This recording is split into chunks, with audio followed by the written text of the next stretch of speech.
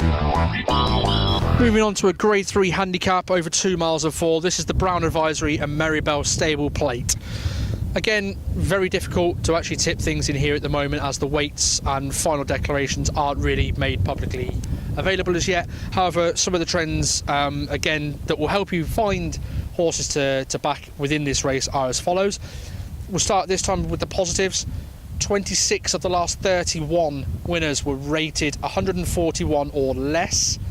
The key word there being or less, so don't get carried in front of you. French bred horses have a very good record in this race.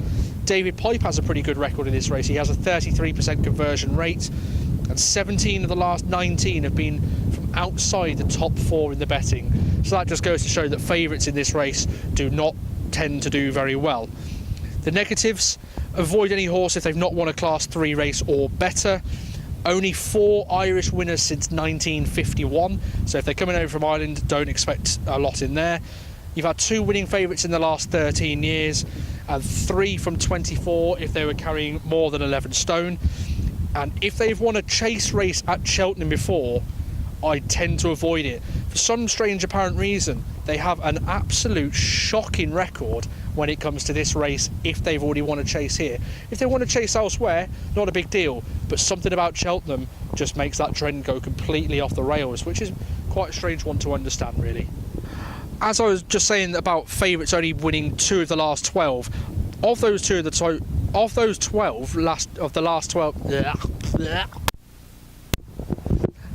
as I was mentioning about favourites having a poor record, like I say, 2 of 12 have won, but only 2 of 12 have actually placed, so you could tend to rule them out, to be perfectly honest. You're looking, 2 of the last 12 have also won their last win before Cheltenham, and 8 of the last 12 raced within the last 5 weeks. So there's something to look at in that one. 136 seems to be the magic weight sort of area, and 10 of the last 12 had at least 3 runs that season.